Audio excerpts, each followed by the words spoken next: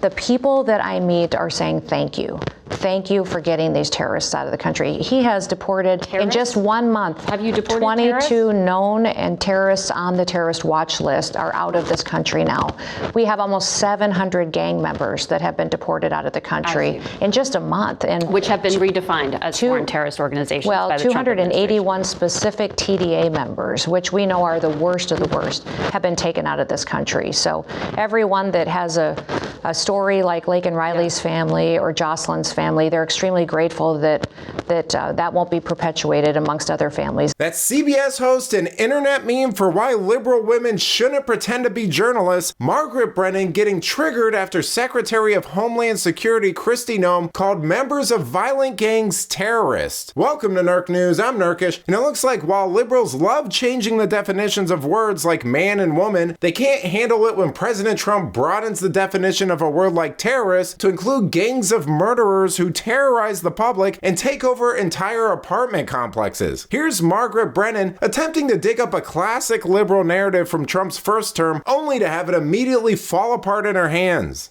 Internally, when it comes to, migration, the administration has revived this policy of detaining migrant families, parents with children, in ICE detention centers. Bush did it, Obama did it, Biden did not. Have you seen these Texas facilities where children are being held with their parents? Are you comfortable with it personally? We've got detention facilities across the country, and there's specific ones that are built specifically for families if they are detained. But remember, everybody has an option. They have an option to be here legally or illegally, and they can self-deport as well. We've set up a system and a website where people who are here illegally right now can register, and they can choose to go home on their own and keep their families united.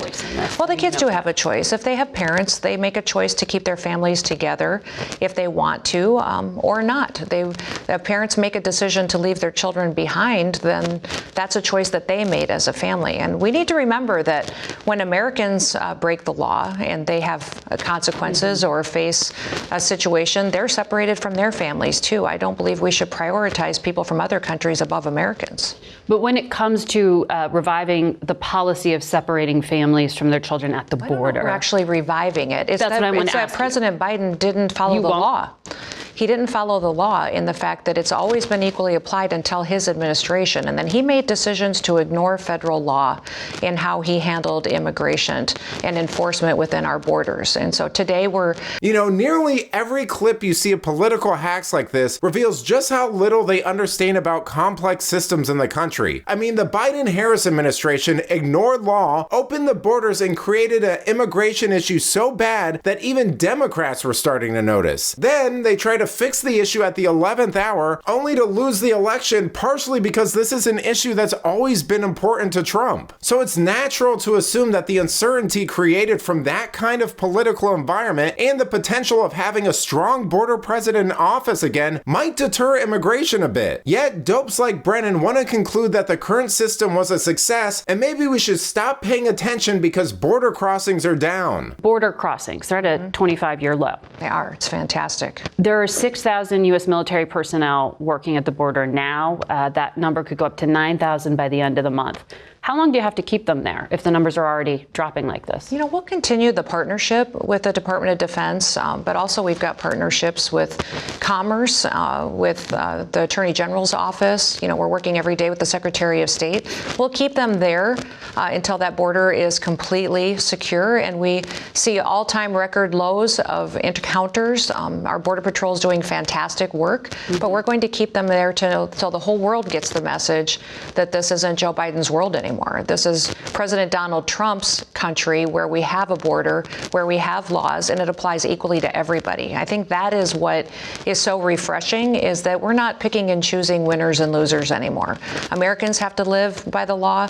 So do those who come to this country. You have to come here legally or there will be consequences. You want the number of deportations to tick up. I do. Absolutely. So but people, remember, they have an option to go home on their own. Yeah. We are giving them that opportunity to do that, and we will help facilitate facilitate that. And if they don't, and they end up coming into our enforcement opportunities that we have in front of us, they may never get the chance to come back. So people need to remember, if they self-deport, they will have an opportunity to come back to this country legally. Mexico's president said Thursday that Customs and Border Protection figures show seizures of fentanyl on the southern border have dropped over the past year. She claimed they plummeted 75% in the past 6 months.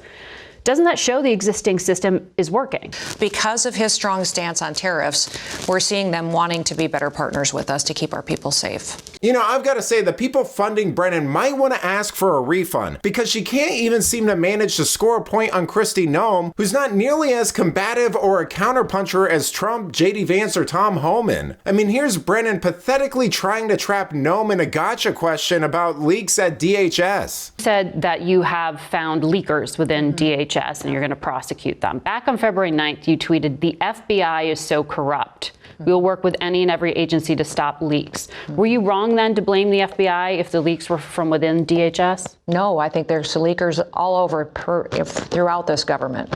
I think that everybody needs to be, I think these in DHS specifically, these two were leaking our enforcement operations that we had planned and we're going to conduct in several cities, and expose law enforcement to vulnerabilities, to those ops being jeopardized to where their lives would be in danger. So they will be prosecuted, and they could face up to 10 years in federal prison because they did that. Anyone who is leaking information outside of how something is planned for the safety of those law enforcement officers needs to be held accountable for that. And you're going to continue these polygraphing absolutely of employees? The authorities that I have under the Department of Homeland Security are broad and extensive, and I plan to use every single one of them to make sure that we're following the law, that we are following the procedures in place to keep people safe, and that we're making sure we're following through on what President Trump has promised, that he's going to make America safe again.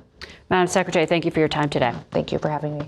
The only thing that question did successfully was prove Trump's point about corrupt, politically motivated managerial elite in the swamp. Frankly, I'm not even sure what point she thought she was trying to make with it, because the position of Trump and his administration about the bloated and malicious bureaucracy in DC is fairly well known at this point, especially when you consider everything he had to deal with in his first term and everything he's dealt with since. But let me know what you think. What are your thoughts on Kristi Noem as Secretary of Homeland Security? Let me know in the comments, and if you enjoyed this video, please give it a like and subscribe to the channel. That stuff really does help us out. Until then, this has been Nerk News. Thanks for watching. Bye!